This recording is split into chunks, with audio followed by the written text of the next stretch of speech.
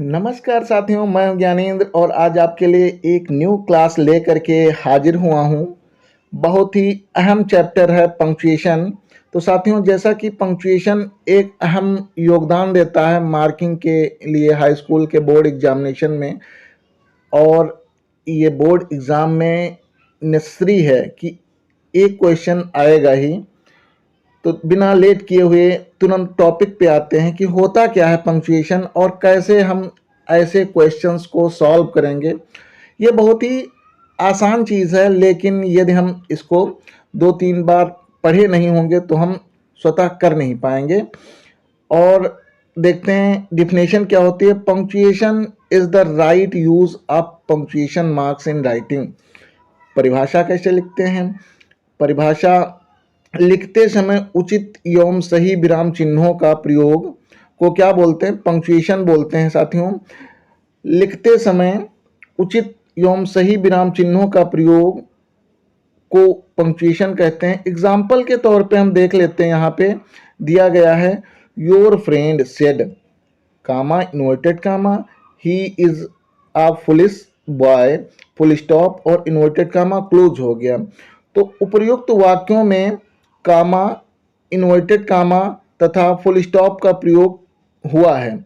इन्हीं चिन्हों का सही प्रयोग पंक्चुएशन कहलाता है। तो परिभाषा आप लोगों को कंफर्म हो गई होगी कि जो चिन्ह लगाए जाते हैं किसी भी सेंटेंस को लिखने में, कामा, इन्वर्टेड कामा, फुल स्टॉप और हाइफन जो भी लगाया जाता है, तो इन्हीं चिन्हों का उचित प्रयोग ही क्या कहलाता है?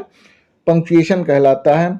अब पंक्चुएशन के अंतर्गत हम सबसे पहले देखते हैं कौन कौन से बिंदुओं का अध्ययन करेंगे। तो साथियों, इसके अंतर्गत जो है फुल स्टॉप देखेंगे, कामा देखेंगे, मार्क्स ऑफ इंट्रोगेशन का भी अध्ययन करेंगे, और फिर अपस्ट्रॉफ का यूज़ कहाँ कैसे होता है, और इसके बाद इन्वर्टेड कामा कहाँ पे हम लगाते हैं। फिर सेमी कॉलन किसका यूज़ है? सेमी कॉलन का उपयोग हम कैसे करते हैं, तो ये भी हमें देखने को इस चैप्टर के अंतर्गत मिलेगा। सेमी कॉलन, कॉलन और एक्सक्लेमेशन मार्क आदि का हम अध्ययन आज इस वीडियो के माध्यम से करेंगे।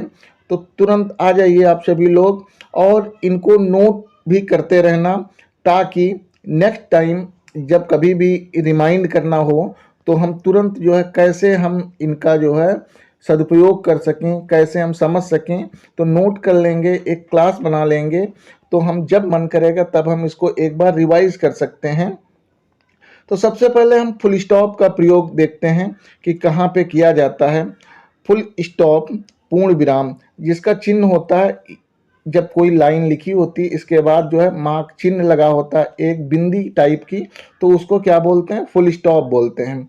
फुल स्टॉप पर सबसे अधिक रुकना पड़ता है। फुल स्टॉप होने पर जब सेंटेंस कंप्लीट हो जाता है तब हम फुल स्टॉप का यूज़ करते हैं, और वहाँ पर हमको सबसे देर तक रुकना होता है। फुल स्टॉप का प्रयोग निम्नलिखित निम्न निम्न स्थानों पर होता है। तो यहाँ पे देखिए जो है सेंटेंस भी दिए गए होंगे। यदि जो है वाक्य कैसा असर्टिव सेंटेंस है, कैसा वाक्य है? असर्टिव स्वीकारात्मक वाक्य है, या इम्परेटिव आज्ञावाचक वाक्य है, तो अंत में हम किसका यूज करते हैं? फुल स्टॉप का यूज करते हैं। जैसे राजेश इज प्लेइंग, राजेश खेल रहा है, तो देखिए जो है यहाँ पे फुल स्टॉप का मार्क ये इंडिकेट हो रहा होगा, दिखाई दे रहा होगा। तो सेंटेंस के कंप्लीट होने पर यदि असर्टिव सेंटेंस है और उसके कंप्लीट होता है तो हम क्या करते हैं? वहाँ पे फुल स्टॉप का प्रयोग करते हैं। अब देखिए ये एक इम्परेटिव सेंटेंस है, स्टॉप राइटिंग, यहाँ पर भी क्या किया गया है? फुल स्टॉप का प्रयोग किया गया है। तो संक्षिप्त रूप वाले शब्दों, ये जो है टाइपिंग मिस्टेक हो गई है, संक्षिप्त रूप वाले शब्दों एब्रिब्रिएशन, एब्रिब्रिएशन का मतलब होता है संक्षिप्त शब्द के अंत में, जैसे MLA मिस्टर, और यूनाइटेड स्टेट ऑफ अमेरिका को USA लिख दिया जाता है। क्या लिखा जाता? USA। तो इसको क्या बोलेंगे? ये है एब्रिब्रिएशन। क्या है? एब्रिब्रिएशन है, क्योंकि यू के बाद बिंदी, यस के बाद बिंदी और ए के बाद एक फुल स्टॉप वाली बिंदी लगाई जाती है। जैसे तो इसको एब्रिब्रिएशन बोलते हैं। JL नेहरू, जवाहरलाल नेहरू, यहाँ पर जो है जे के बाद भी फुल स्टॉप लगाया गया, यल के बाद लगाया गया नेहरू। नेक्स्ट है आपका एग्जाम्पल MK गांधी, महात्मा गांधी। तो ये क्या हो जाएगा, यम और के बाद गांधी लिखा हुआ, MA master of art, BA bachelor of art, mister लिखने में यमार करके और फुल स्टॉप का प्रयोग करते हैं। ETC आदि, ETC का अर्थ क्या होता है, आदि होता है। तो इस तरीके से हम जो है ये समझ गए कि कहाँ पर हम फुल स्टॉप का प्रयोग करते हैं। नेक्स्ट आता है आपका कॉमा का प्रयोग हम कहाँ पर करते हैं। कॉमा का मतलब होता है अल्प विराम। क्या होता है, अल्प विराम। अल्प विराम का मतलब होता है बिल्कुल थोड़ा सा हमें ठहरना होता है, वहाँ पे रुकना होता है बोलते टाइम, इसको अल्प विराम बोलते हैं। यह पंक्चुएशन का सबसे महत्वपूर्ण भाग है, ये अर्थ का अनर्थ भी कर देता है। अल्प विराम ये दूसरी जगह लगाना है और लग दूसरी जगह गया है तो ये अर्थ का अनर्थ कर देगा। अभी आप लोगों को बताएंगे, जैसे लिखा हो वॉयज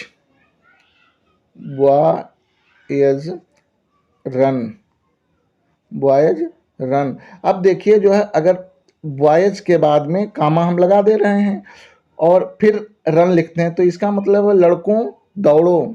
लेकिन यदि ये यहाँ पे कामा क्या कर दें, कट कर दें, कामा नहीं है, बॉयज रन और फुल स्टॉप यहाँ पे लगा हुआ है, तो हम ये समझेंगे लड़के दौड़ते हैं। तो इस तरीके से comma has a important role to take the meaning of the sentence. The punctuation, यह पंक्चुएशन का सबसे महत्वपूर्ण भाग है, इसका प्रयोग सबसे अधिक होता है। इसके प्रयोग के निम्न नियम अच्छे से समझने चाहिए। अब इसके कैसे समझेंगे, डायरेक्ट नरेशन में रिपोर्टिंग वर्ब को रिपोर्टेड स्पीच से अलग करने के लिए, रिपोर्टिंग वर्ब को रिपोर्टेड स्पीच से अलग करने के लिए कामा का यूज करते हैं और फिर अलग करने के लिए कामा का उपयोग करते हैं। जैसे देखो, Rajesh said to me I like cricket, तो यहाँ पे कामा लगा हुआ है मी के पास में, तो ये जो है रिपोर्टिंग वर्ब का भाग है। इन्वर्टेड के बाहर के भाग को हम रिपोर्टिंग वर्ब बोलते हैं, इन्वर्टेड कामा के अंदर के भाग को रिपोर्टेड स्पीच बोलते हैं। तो रिपोर्टिंग वर्ब के भाग को इस सेंटेंस से, रिपोर्टिंग स्पीच से अलग करने के लिए क्या लगाते हैं, कामा का प्रयोग करते हैं। नेक्स्ट है आपका एडवर्ब या एडवर्बियल फ्रेज के बाद कामा का प्रयोग करते हैं। Luckily we caught the train, सौभाग्य से हमें क्या मिल गई, ट्रेन मिल गई, सौभाग्य से हमने ट्रेन पकड़ ली। सडनली, अचानक, there was an accident, sudden, अचानक से एक्सीडेंट हो गया। तो साथियों ये कामा का यूज़ अच्छे से समझना होता है और यहाँ पे एक एक एग्जाम्पल बहुत ही बारीकी से दिया गया है। इन एग्जाम्पल्स को आप लोग नोट भी कर लें, यही मोस्टली बोर्ड के एग्ज़ाम में आते भी हैं। एक ही शब्द को दोहराने पर उनके बीच कामा का प्रयोग किया जाता है। एक ही शब्द को जब बार बार दोहराना, go out of class, go out of class, go 2 बार दिया गया तो गो के बाद में कामा लगेगा, फिर गो होगा, out of class. Take this book, take लो यह बुक। तो इस तरीके से जब 2 बार किसी शब्द का उच्चारण किया जाता है तो हम किसका प्रयोग करते हैं, कामा का प्रयोग करते हैं।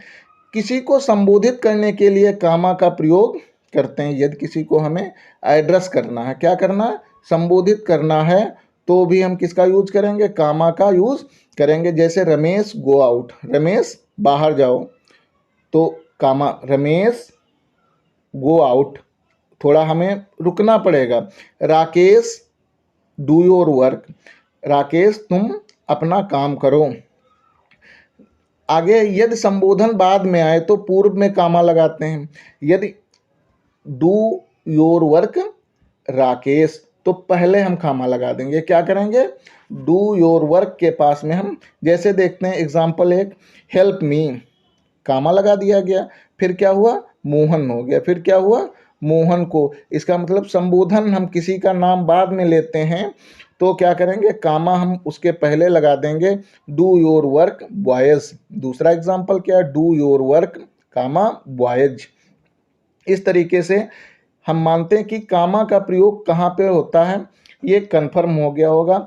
अब जो है मार्क्स ऑफ इंट्रोगेशन का प्रयोग कैसे करते हैं। मार्क्स ऑफ इंट्रोगेशन होता क्या है, जो प्रश्नवाचक शब्द आ जाएं या प्रश्नवाचक किसी प्रश्न में, किसी सेंटेंस में प्रश्न पूछा जा रहा हो तो वहाँ पे हम किसका यूज करते हैं, प्रश्नवाचक मार्क का यूज करते हैं, प्रश्नवाचक चिन्ह का उपयोग करते हैं, इंट्रोगेशन मार्क जिसको हम बोलते हैं। इसका प्रयोग हमेशा प्रश्नवाचक वाक्यों के अंत में होता है, जैसे who are you, who are you, इसके बाद क्या लगाया गया, क्वेश्चन मार्क लगाया गया, व्हाट डू यू वांट, क्या आप चाहते हैं, प्रश्नवाचक चिन्ह लगा दिया गया। अब आते हैं नोट, नोट भी दिया गया, किंतु एंड से जुड़े दो प्रश्नवाचक में इंट्रोगेशन मार्क दूसरे प्रश्न के प्रश्नवाचक में ही लगता है यदि दो प्रश्न पूछे जाएं एक ही सेंटेंस में। तो ये नहीं कि हम बीच में लगा देंगे, जैसे देखो व्हेयर ही इज गोइंग, क्या दिया गया है, where he is going, and से जुड़ा हुआ, तो यहाँ हम ये क्वेश्चन ये भी पूछा जा रहा, तो यहाँ ये जो मार्क हम लगा देंगे तो ये क्या हो जाएगा, रॉन्ग हो जाएगा। And why is he walking fast, और वो क्यों तेज दौड़ रहा है। अब यहाँ पे हम क्वेश्चन मार्क का प्रयोग करेंगे।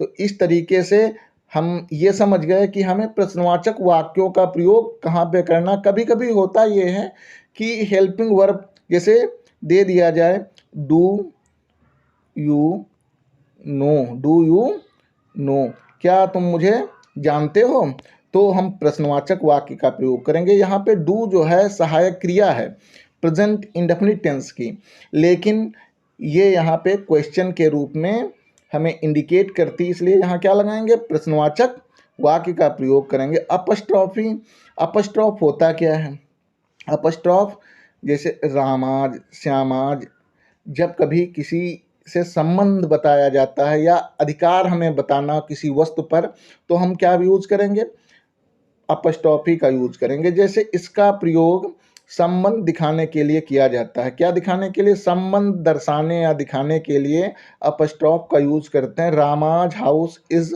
बिग, राम का घर क्या है, बहुत बड़ा है। तो मोहन जैसे लिखना हो, मोहन की साइकिल, तो मोहन्स लिख दोगे, साइकिल मोहन्स साइकिल।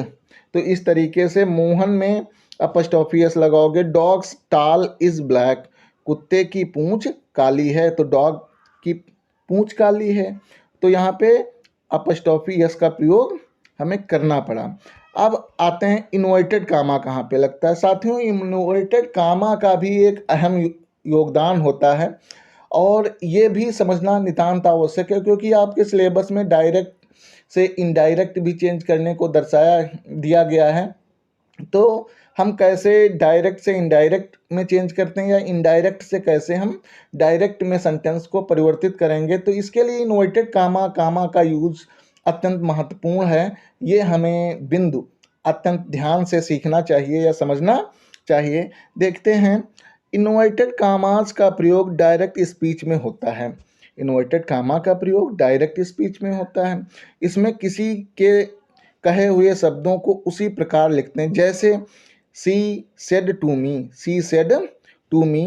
अब कामा हो गया, फिर इन्वर्टेड कामा लगा हुआ, क्या लगा हुआ, ये जो बिंदी होती हैं ऊपर निशान बने होते हैं, तो इनको क्या बोलते हैं, इन्वर्टेड कामा बोलते हैं।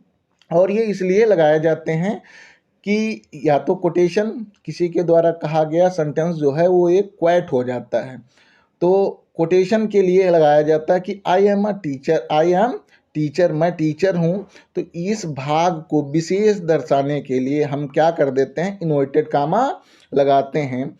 नेक्स्ट सेंटेंस यहीं पर दिया गया है, what do you want, inverted comma लगा हुआ, सोहन कामा, फिर सोहन एडिस कर रहा, सेड रोहन, रोहन ने कहा, क्वेश्चन मार्क लगा के भी इन्वर्टेड कामा क्या कर देते हैं, क्लोज करते हैं, फिर लिखते हैं सेड रोहन। रोहन ने कहा, सोहन तुम क्या चाहते हो?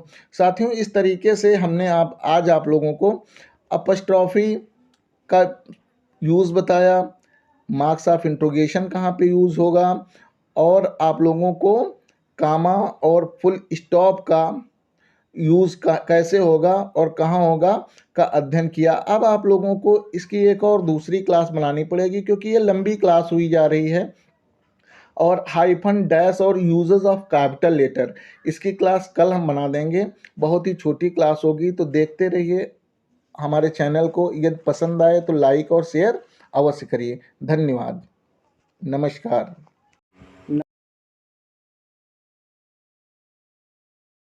ज्ञानेंद्र में हार्दिक स्वागत है, वंदन है, अभिनंदन है। साथियों, जैसा कि टॉपिक चल रहा था आप सभी का पंक्चुएशन, तो पंक्चुएशन की दूसरा पार्ट हम लेकर के यहाँ पे हाजिर हुए हैं। कल हमने अध्ययन किया था मार्क ऑफ इंट्रोगेशन तक, अब आगे है यूज़ ऑफ सेमी कॉलन। तो साथियों, बिना टाइम वेस्ट किए हुए तुरंत अपने टॉपिक पे आते हैं, और यहाँ से आज हम देखेंगे कि सेमी कॉलन होता क्या है। तो सेमी कॉलन को बनाने के लिए एक ऊपर बिंदी होती है और फिर नीचे एक हल्का सा कामा लगा दिया जाता है, तो इसको हम क्या बोलते हैं? सेमी कॉलन बोलते हैं। सेमी कॉलन का उपयोग कहाँ पे किया जाता है? तो कामा की अपेक्षा सेमी कॉलन अधिक लंबा विश्राम चिन्ह है। कामा की अपेक्षा सेमी कॉलन अधिक लंबा विश्राम चिन्ह है। इसके पश्चात अक्सर कंजक्शन बट, आर, एंड आता है, और फिर सेमी कॉलन का प्रयोग लेखन में निम्न स्थान पर होता है। सेमी कॉलन का प्रयोग ऐसे वाक्यों को विभाजित करने हेतु किया जाता है या होता है जिनमें विशेष विचारधारा हो तथा फुल स्टॉप लगाना सही हो। फुल स्टॉप लगाना सही हो और एक विशेष विचारधारा हो, अर्थात वहाँ पर कोई ऐसा बिंदु दिया गया हो जो बहुत ही महत्वपूर्ण हो। वहाँ पे हम किसका यूज़ करते हैं? सेमी कॉलन का उपयोग करते हैं। तो साथियों, जैसा कि यहाँ पे एग्जाम्पल में दिया गया है कि reading makes a full man, reading makes a full man, conference a ready man, writing an extract man. तो इसका अगर हम भावार्थ समझते हैं तो बिल्कुल सेमी कॉलन के उपयोग को हमें दर्शाता है कि कहाँ पर हमें सेमी कॉलन का उपयोग करना चाहिए। Reading makes a full man, पढ़ना हमें परिपूर्ण या जो पूर्ण व्यक्ति बनाता है, पढ़ाई हमें पूर्ण व्यक्ति बनाती है। कॉन्फ्रेंस अ रेडी मैन, और जो मीटिंग्स होती हैं वो हमें क्या करती हैं? तैयार करती हैं। और जो राइटिंग होती है या लिखना जो होता है वो एक आतुर व्यक्ति बना देता है या जिज्ञासु व्यक्ति बना देता है, अर्थात जो है हमें हमारे अंदर स्किल्स या दक्षताओं को विकसित कर देता है। तो यहाँ देखिए जो है फुल मैन की जगह पर क्या लगा हुआ है? कामा लगा हुआ है, और फिर नीचे एक जो है अल्पविराम जिसको हम कॉमा बोलते हैं, ये लगा हुआ है। तो इस तरीके से यह सेमी कॉलन हो जाता है। और इसके बाद दूसरे पार्ट में भी इस सेंटेंस के कॉन्फ्रेंस अ रेडी मैन, यहाँ पर भी देखिए जो ऊपर फुल स्टॉप का यूज़ कर दिया गया और नीचे क्या लगाया गया? कॉमा लगा दिया गया यहाँ पे। तो इस तरीके से ये कन्फर्म होता है कि जब कोई अहम बिंदु या कोई अहम वाक्य का हिस्सा दर्शाना हो, तो विशेष विचारधारा को दर्शाना हो, तब वहाँ पर हम क्या यूज़ करते हैं? सेमी कॉलन का यूज़ करते हैं। देखिए यहाँ पे एग्जाम्पल में एक और एग्जाम्पल जो दिया गया, एज सीजर लव्ड मी।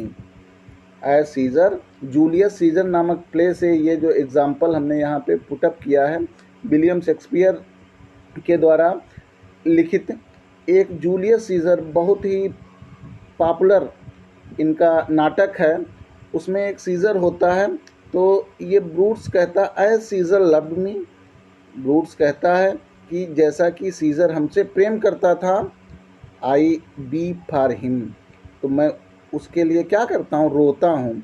ये एक उसकी विचारधारा थी, भावना थी, इसलिए यहाँ पे क्या हो गया? सेमी कॉलन लगा दिया गया और ये सेंटेंस कंप्लीट हो गया।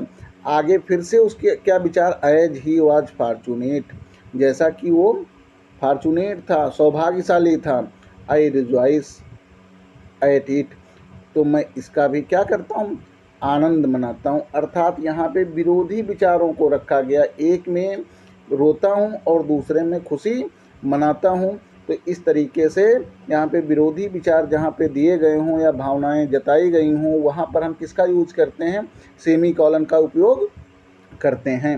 नेक्स्ट आता है आपका point, use of the colon. Colon का कैसे यूज़ करते हैं, कॉलन होता का क्या है, कैसे हम बनाते हैं। तो दो बिंदियां जहाँ पे रखी हों, क्या रख दिया जाए, दो बिंदियां बराबर जो है रख दिया जाए, तो उसको हम क्या बोलते हैं, सेमी कॉलन बोलते हैं। कॉलन का विश्राम, अब यहाँ से देखते हैं, कॉलन का विश्राम सेमी कॉलन से ज़्यादा होता है। अर्थात ये जो है सेमी कॉलन से भी ज़्यादा टाइम लेता है।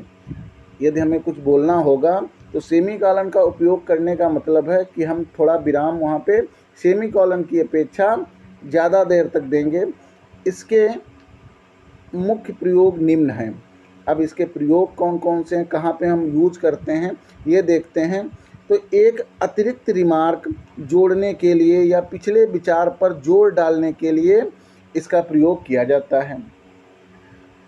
इसका प्रयोग एक अतिरिक्त रिमार्क जोड़ने के लिए, इसका प्रयोग किस लिए किया जाता है, एक अतिरिक्त रिमार्क जोड़ने के लिए कॉलन का प्रयोग करते हैं, और अपने पिछले विचार पर जोर डालने के लिए भी कॉलन का यूज करते हैं। जैसे हम यहाँ पे देखते हैं, ट्रेन योर विल पावर, बहुत ही अच्छा एग्जाम्पल है और एक एक वर्ड का मीनिंग मैं बता रहा हूँ। ट्रेन माने होता है प्रशिक्षित करो, योर माने अपने, विल पावर, विल इच्छा होती है, पावर माने ताकत या शक्ति होती है। अपने इच्छा शक्ति को प्रशिक्षित करो। What ever the circumstances of life, जो भी कोई भी परिस्थितियां हों जीवन की, अपने इच्छा शक्ति को प्रशिक्षित करो अर्थात और शक्तिशाली बनाओ। There is no joy to equal the having of the joy of having iron will. There is no joy, कोई भी आनंद बराबर नहीं है, the joy of having iron will, जो आनंद हमें लोहे के समान या बहुत ही शक्तिशाली इच्छा शक्ति से, दृढ़ शक्ति से मिलता है, वैसा आनंद या इस तरीके का आनंद अन्य किसी आनंद के बराबर नहीं है। क्लियर हो गया होगा ये जो इसका भावार्थ क्या है। किसी कोटेशन, अब हम देखते हैं कि किसी कोटेशन का उपयोग करने हेतु तो ऐसे स्थानों पर इसके बाद अक्सर डैश का भी प्रयोग किया जाता है।